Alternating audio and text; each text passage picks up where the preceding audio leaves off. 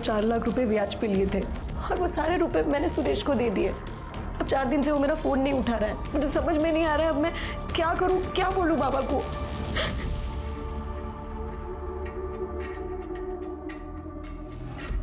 रो मत रागिनी, मैं तुम्हारे पैसे दिलवाऊंगा, मैं तुम्हें हीरोइन बनाऊंगा। मैं हूं ना, परेशान मत हो।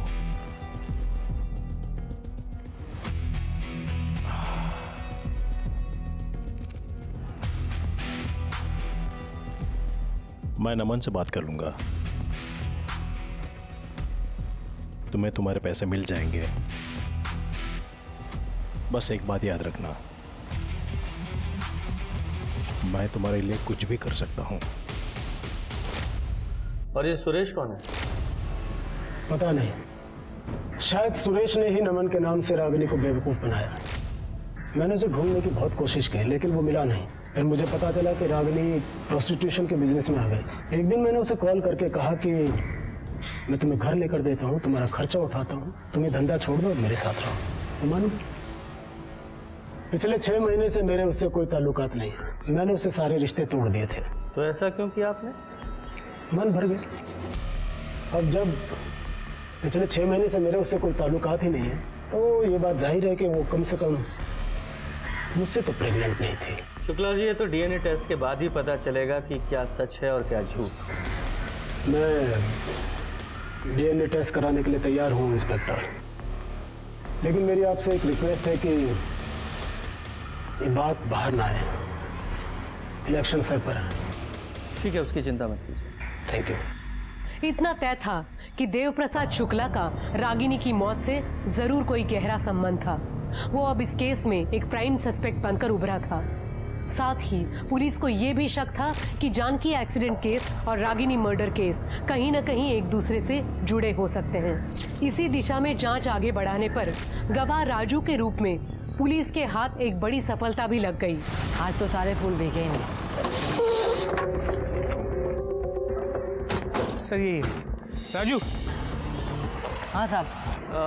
राजू बेटा, तुम पहले ये फूल लाल चौक पे बेचा करते थे ना? हाँ साहब, वहाँ कमाई कम होती थी और यहाँ कमाई अच्छी होती है। अच्छा, जब तुम लाल चौक पे फूल बेचा करते थे तो एक कार ने एक बुढ़िया माँ जानकी उनको टक्कर मार दी थी जिससे उनकी मौत हो गई थी। तुम वही थे? हाँ साहब, मैं वही था। रागिनी दीदी बूढ़ी माँ को खाना देकर जैसी निकली, पीछे से एक कार आई और बूढ़ी माँ को उड़ाकर चली गई। सर ये हो सकता है कि वो गाड़ी रागिनी का पीछा कर रही है और गलती से जानकी को टक्कर मारी। हाँ, पॉसिबल तो है। अच्छा राजू बेटा, एक बात बताओ, जब तुम लाल चौक पे थे, उस बुढ़िया को उस गाड़ी ने टक्कर मारी तो तुमने देखा कि कार कौन चला रहा था? नहीं साहब। उस गाड़ी का कलर, उसकी नंबर प्लेट वगैरह कुछ याद है?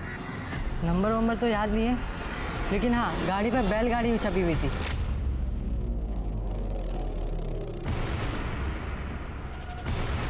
शर्मा, ये दोनों केस एक दूसरे से जुड़े हुए हैं। वो बैलगाड़ी का निशान रागिनी के बॉयफ्रेंड के हेलमेट पर भी था। जी सर। हाँ, यही बैलगाड़ी थी।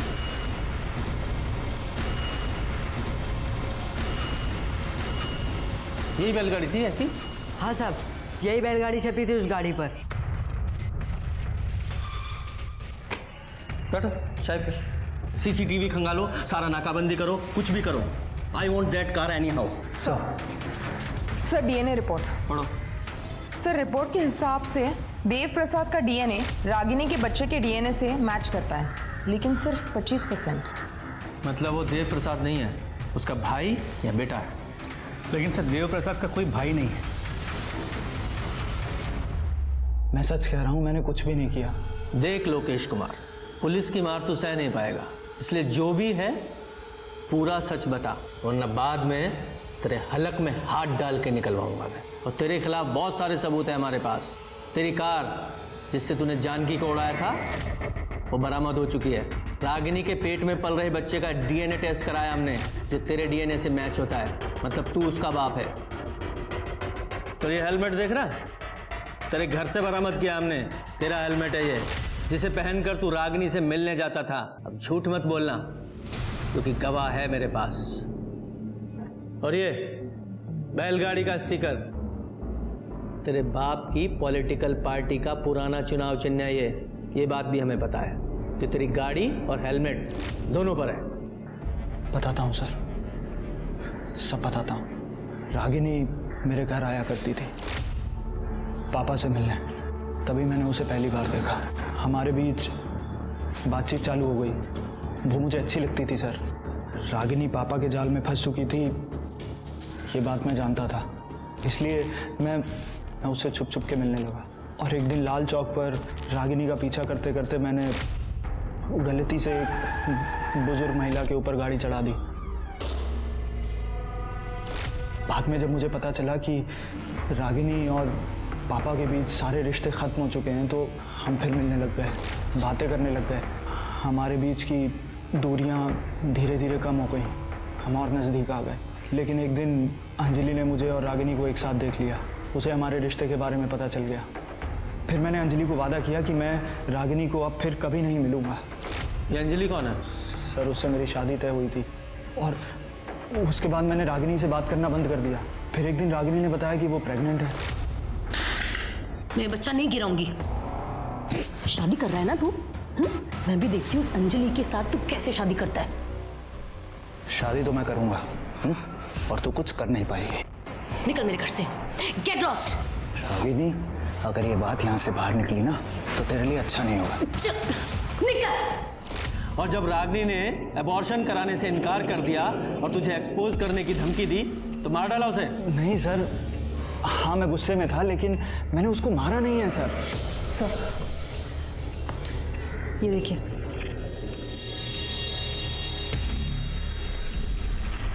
तूने नहीं मारा ना रागिनी को?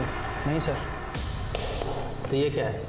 रिपोर्ट है ये, इसमें साफ साफ लिखा है तेरी गाड़ी में रागिनी के बाल मिले और फार्म के ट्रेसेस जो रागिनी का गला घोटने से पहले उसे सुंघाया गया था। बोल। सर, मेरी गाड़ी है, दो दिन पहले ही वापस आई है, लेकिन ये गाड़ी तो सर, वो गाड़ी तो मैंने किसी को दी थी। किसको?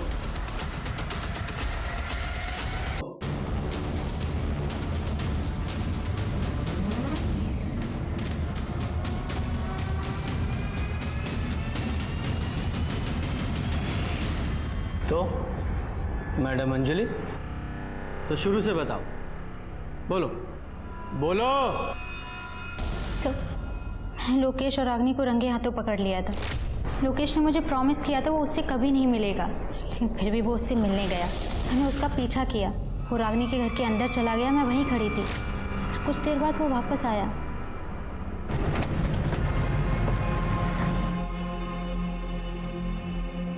पापा, लोकेश अभी भी रागिनी से मिल रहा है। I want to kill that. Ragini से छुटकारा पाना चाहती हूँ? मैं मदद कर सकता हूँ। कितने पैसे दे पाओगी? जो तुम बोलो। कितने में डील हुई थी? 10 लाख। कौन था वो आदमी? उससे पहले मैंने उसे कभी नहीं देखा था। तुमने उसके साथ 10 लाख रुपए की डील की और तुम्हें पता ही नहीं वो कौन आदमी था? बेवकूफ समझाया मैं? जब डील की थी तब तो शक्ल देखी थी ना? स्केच बनवा सकती हो? जी सर।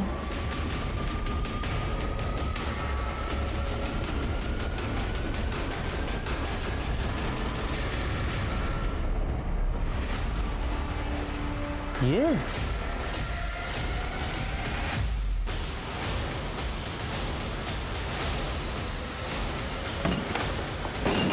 पूरे घर की अच्छे से तलाशी लो, कोई भी कोना छूटना नहीं चाहिए।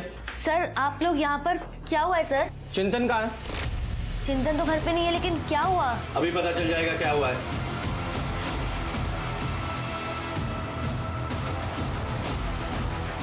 सर, कैश मिला। रखो। ये पैसे किसके हैं? सर, मुझे नहीं पता ये कहाँ से आया। ये ज्वेलरी मिला है। इतनी सारी ज्वेलरी किसकी है? नहीं सर, ये मेरे नहीं है। मैं बताता हूँ किसके हैं। ये गहने रागिनी के हैं। और ये पैसे देख रही हो? ये पैसे रागिनी को मारने की कीमत। तुम्हारे पति चिंतन ने रागिनी को मारने की सुपारी ली थी। सर, आप ये क्या बात कर रहे हैं? कहीं तुम भी तो इसमें शामिल नहीं हो? सर, मुझे इसके बारे में कुछ नहीं पता, मैं सच कह रही हूँ। पकड़ो से।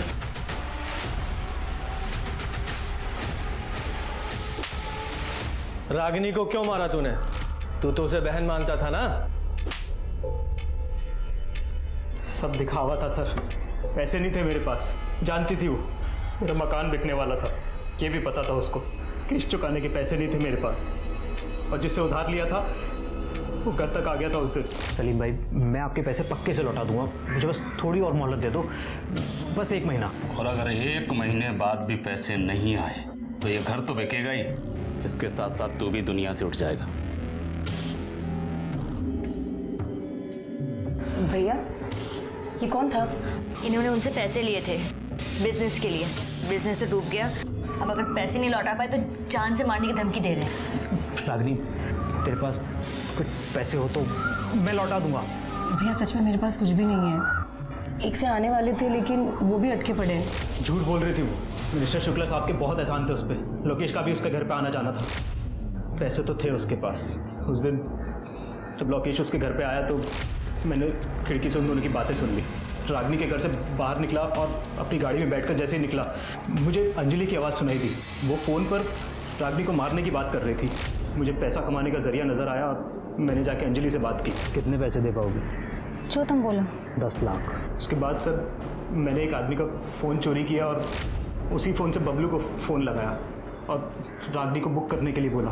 रागनी मेरी बताई जगह पर ठीक टाइम पे पहुंच गई और चुरा ली है।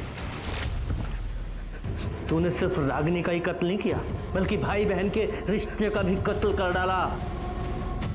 चिंतन को रागिनी के खून के इल्जाम में उम्र कैद की सजा सुनाई गई। वहीं रागिनी की हत्या में भागीदार अंजलि को भी गिरफ्तार कर सलाखों के पीछे भेज दिया गया। साथ ही लड़कियों को जबरदस्ती जिस्म फरोशी के दलदल में उतारने वाले देव प्रसाद शुक्ला और बबलू को भी सख्त सजा हुई।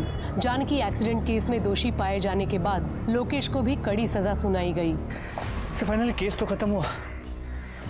नहीं शर्मा, अभी केस खत्म नहीं हुआ है, एक बड़ा काम करना भी बाकी है।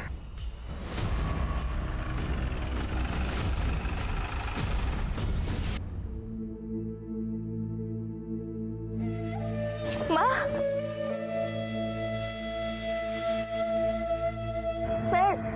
रचना,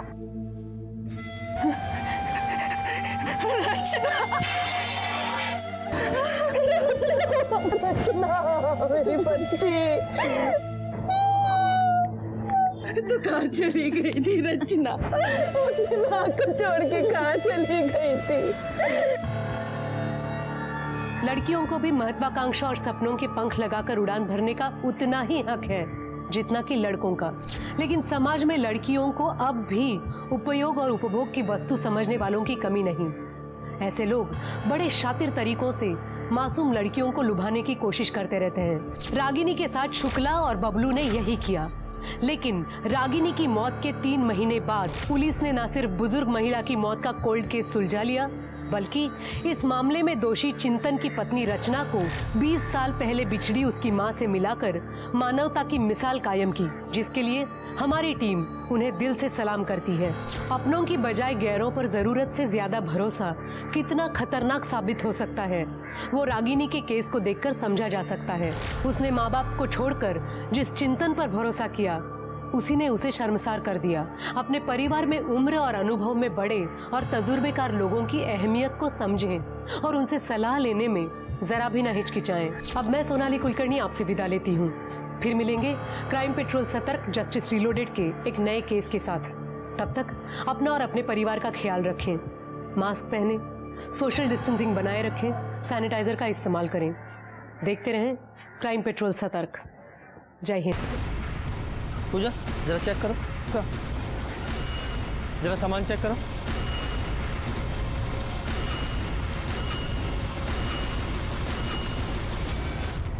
फोन किसने किया था? मैंने किया सर। मेरा नाम सत्यदेव राठी है। ये पास वाली बिल्डिंग में रहता हूँ। रोज की तरह मैं काम पे जा रहा था तो मैंने देखा बूढ़ी माँ खून से लथपथ है, इसलिए आपको फ़ोन कर दिया। पहचानते हो ना? हाँ, लाल चौक पे रहने वाले हर कोई इन्हें बूढ़ी माँ बुलाते हैं। कोई खाना देता है तो बदले में दुआ देती है। साहब, मैंने भी कई बार उन्हें खाना दिया। सर, इसके हाथ पर ये नाम है, जानकी। शायद इन्हीं का नाम हो। हाँ, हो सकता है। तो सामान में भी कुछ नहीं मिला, आईडी प्रूफ वगैरह कुछ भी नहीं। देखो, इन जानकी के बारे में कुछ और पता चलता है तो। और पूजा, बॉडी को पोस्टमार्टम के लिए भेजो। सर। और शर्मा, जरा आसपास चेक करो, कोई सीसीटीवी कैमरा है क्या?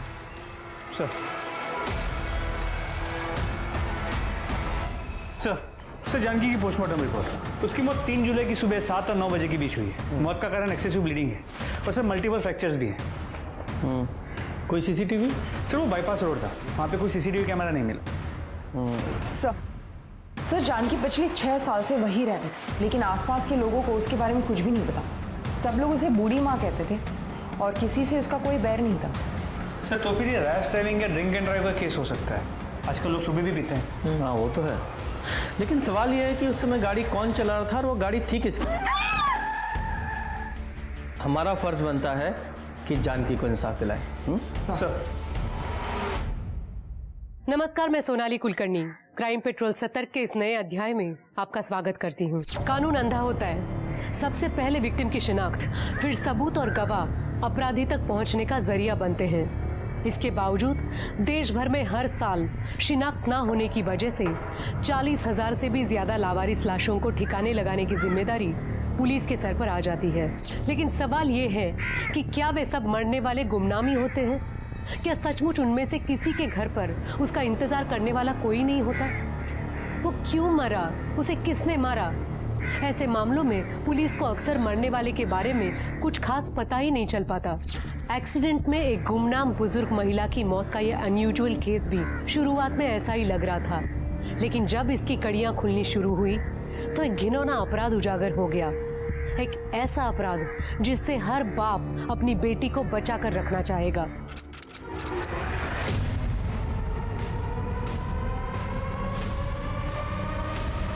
फोन को लैब में भेजो और इसका डेटा रिकवर करवाओ। फॉरेंसिक टीम को बुलाओ और पूरे घर से फिंगरप्रिंट्स उठवाओ। ये जल्दी से जल्दी फोन करो और रिपोर्ट जल्दी से जल्दी मंगाओ। सर क्या हुआ? आप लोग कौन है? सर मैं रचना और ये मेरे हस्बैंड है चिंतन। हम यहाँ पड़ोस में रहते हैं। यहाँ जो रागिनी रहती है आप लोग उसे जानते हैं? हाँ सर, हम 3 साल से पड़ोसी हैं, बल्कि मैं तो उसे अपनी बहन मानता हूँ। लेकिन क्या हुआ क्या सर? आपकी मुंह बोली बहन का खून हो गया है और उसकी लाश हमें यहाँ से 6 किलोमीटर दूर झाड़ियों में मिली है।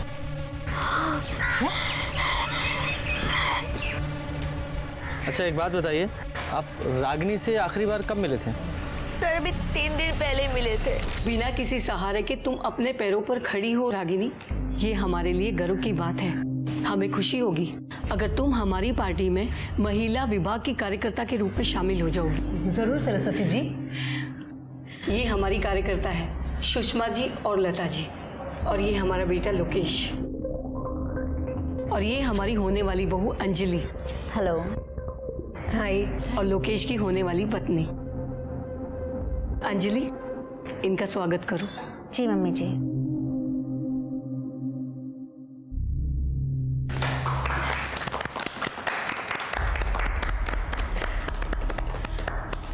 अब हम चलते हैं, चलो।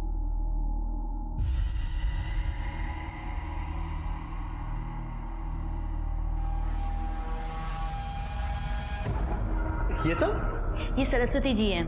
रागिनी को अपने जन जीवन पार्टी में आने का मौका दे रही हैं। अरे वाह, मुबारक हो। ओ हेलो, कहाँ खोई हुई हो बहना?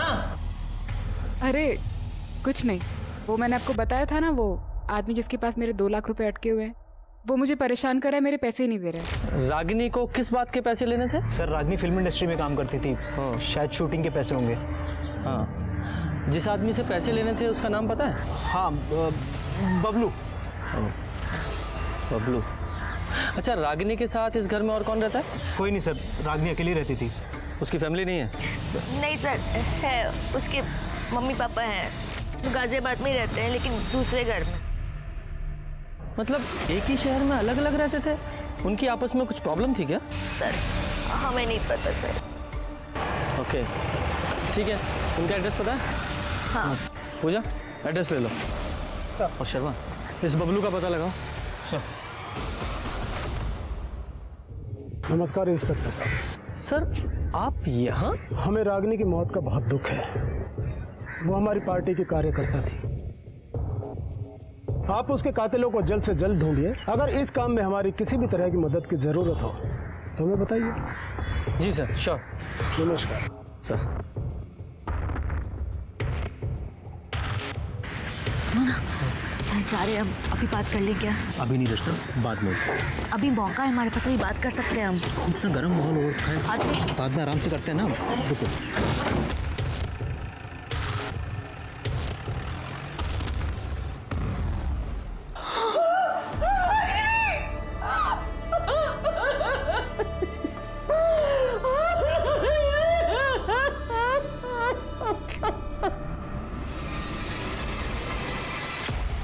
आपकी बेटी से आपकी आखिरी बार बात कब हुई थी? 2 साल हो गए सर। 2 साल? इतना लंबा टाइम क्यों? हमारी बेटी रागनी को बड़ी हीरोइन बनना था सर। उसने केंद्रीय नृत्य मंदिर की अभिनय प्रतियोगिता भी जीती थी सर। प्रथम स्थान हासिल किया था उसने, और उस मंच से डायरेक्टर नमन झा ने तो वादा भी किया था सर कि हमारी बेटी रागनी को फिल्म में हीरोइन बनाएंगे। सब कुछ था सर, हमारी बेटी का सपना पूरा होने जा रहा था। तो फिर ऐसा क्या हुआ था कि आप लोगों ने अपनी बेटी से सारे रिश्ते नाते ही तोड़ लिए? नहीं माँ, नहीं माँ, मत कर। क्यों किया? इसे करने से पहले मर क्यों नहीं गई? बाबा, तो राम से दुनिया की परवाह किए बगैर तुझे तेरे सपने पूरे करने की आजादी दी हमने, और बदले में तूने हमको क्या दिया बेटा? वो ठाकुर हमको बोल रहा था कि कैलाश तुम तो बड़ा आदमी बन गए हो, तुम्हारी बेटी एक रात का 10,000 रुपया लेती है। मन करता है तुमको जान से मार दे। बाबा, आपने मेरे खातिर इस घर को गिरवी रख दिया था। मैं नहीं चाहती थी कि मेरी वजह से आप लोग के सर से ये छत चली जाए। मुझे जो ठीक लगा मैंने किया बाबा। छत चली जाती बेटा तो कोई बात नहीं थी, जी लेते हम बिना छत के, लेकिन बिना इज्जत के कैसे जिएंगे हम? कर दिया पिंडदान तेरा हमने, हमारे लिए मर चुकी है ये। निकल जा इस घर से, निकल जा इस घर से। आपकी बेटी ने समाज में आपकी नाक कटा दी तो आपने उसकी जान ही ले ली। क्या कह रहे हैं सर आप? उसके सपनों में हम भी उसके साथ थे। हम अपनी इकलौती बेटी को कैसे मारेंगे? हमने ऐसा कुछ नहीं किया था सर। ये अलग बात है कि जब से हमने उसे घर से निकाला था उसके बाद हमने उसकी शक्ल नहीं देखी। ठीक है, शक्ल नहीं देखी। अब ये बताइए कि 8 तारीख को आप कहाँ थे? 8 तारीख को हम घर पे ही थे सर। बाहर ज्यादा आना जाना नहीं होता है, तबीयत खराब रहती है आजकल। साहब, आपसे एक विनती है, आप मेरे बेटे के कातिलों को पकड़ना जरूर। जी, हमारी बेटी को इंसाफ दिलाइए सर। सर, रागिनी के कॉल रिकॉर्ड्स, इसके मुताबिक उसकी सबसे ज्यादा बातें 2 लोगों से होती थी। एक उसकी नेबर रचना और दूसरा बबलू दुबे। ये वही बबलू दुबे तो नहीं है जिसके बारे में चिंतन ने बताया था? सर, लगता तो ऐसे ही है। करता क्या है ये? लड़कियों की दलाली करता है। मतलब ये बात कंफर्म है कि रागिनी प्रोस्टिट्यूशन के बिजनेस में थी? जी सर, अब तक की इन्वेस्टिगेशन में तो यही बात सामने आई है। इस बबलू का बैकग्राउंड चेक किया सर, इसका क्रिमिनल रिकॉर्ड है, रेप केस में अंदर जा चुका है। ये रागिनी ने इसे 2 लाख रुपए भी दे रखे थे और इसका क्रिमिनल रिकॉर्ड भी है। इसकी सर्च कहाँ तक पहुँची? सर, उसका फ़ोन अभी बंद है। उसके मोबाइल की लास्ट लोकेशन मेरठ की है। शर्मा, मेरठ गाजियाबाद, किसी भी बिल में छुपाओ, ढूंढो उसे। सर, रागिनी की पोस्टमार्टम रिपोर्ट। इस रिपोर्ट के हिसाब से रागिनी की मौत 8 अक्टूबर को शाम 5 से 7 बजे के बीच हुई। पहले उसे बेहोश किया गया और फिर रस्सी से गला घोंट के मारा गया, और जब रागिनी की मौत हुई तब वो 3 महीने प्रेग्नेंट थी। क्या? हाँ सर। सर, रागिनी प्रोस्टिट्यूशन में थी। ये बच्चा शायद उसके किसी कस्टमर का हो। नहीं पूजा, मुझे तो ऐसा नहीं लगता, क्योंकि जो भी औरतें इस प्रोस्टिट्यूशन के बिजनेस में होती हैं बहुत सतर्क होती हैं, सेफ्टी का ध्यान रखती हैं। ऐसा हो सकता है कि रागिनी का कोई बॉयफ्रेंड हो, वो उससे प्रेग्नेंट हुई हो, और फिर रागिनी ने शादी के लिए उस बॉयफ्रेंड पर दबाव डाला, उसने इनकार किया और मार डाला। सर, हो सकता है उसका कोई रेगुलर कस्टमर हो, ये बच्चा उसी का हो, और ये रागिनी उस कस्टमर को ब्लैकमेल कर रही हो, इसलिए उसने रागिनी को मार दिया होगा। अब ये पॉसिबिलिटीज तो बहुत सारी हैं। रागिनी से जुड़े जितने भी लोग हैं सबकी डिटेल्स निकालो, और ये चिंतन और रचना, उससे भी पूछताछ करनी है। हो सकता है सर, रागिनी का बॉयफ्रेंड उससे अक्सर मिलने आया करता था। लंबा चौड़ा लड़का था, करीब 6 फीट का, बाइक से आता था। बाइक का? रागिनी कौन था ये? भाभी, वो मेरा बॉयफ्रेंड है। क्या नाम है इसका? नाम में क्या रखा है आपको मिलवा ही दूंगी, ना शादी के दिन मिल लेना। ये रागिनी ने लड़के का नाम क्या बताया था? सर, उसने नाम तो कभी बताया नहीं। ठीक है, पूजा अगर कब पूछेंगे? अभी नहीं, बाद में करते ना। अरे कुछ कहना चाहती हो? मैंने उस दिन भी नोटिस किया तुम कुछ कहने की कोशिश कर रही थी। घबराओ मत, जो कुछ भी है साफ साफ बताओ। किसी से भी घबराने की जरूरत नहीं है। बताओ, आराम से बैठ के बताओ। बोल, क्या कहना चाहती? सर, मैं 10 साल की थी जब मैं अपने माँ बाप से अलग हो गई। मेरे पापा रोज दारू पीते थे और रात को घर आके मुझे और माँ को मारते थे। मेरी माँ मुझसे बहुत प्यार करती थी। उस दिन दिवाली का दिन था और पापा फिर से दारू पी के आए थे।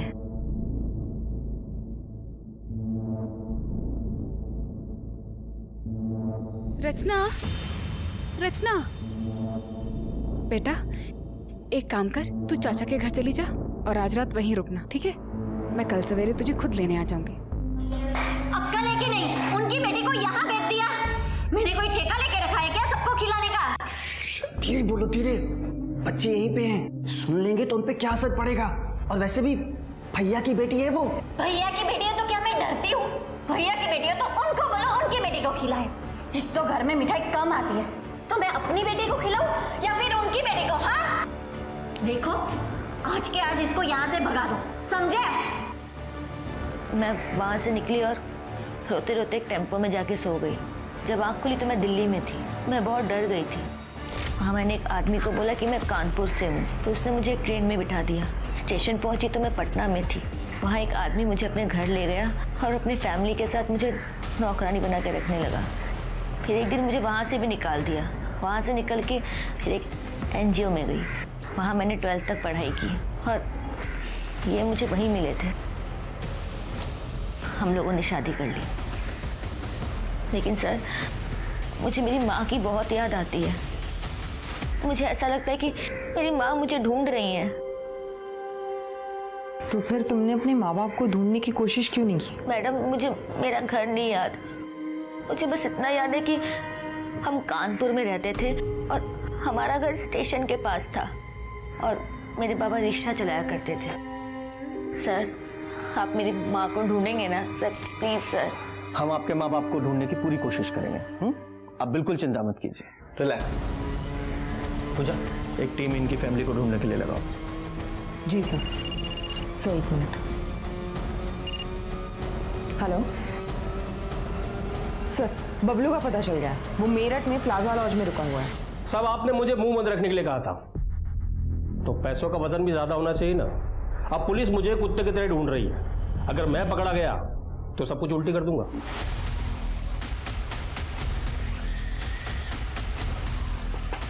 कौन है?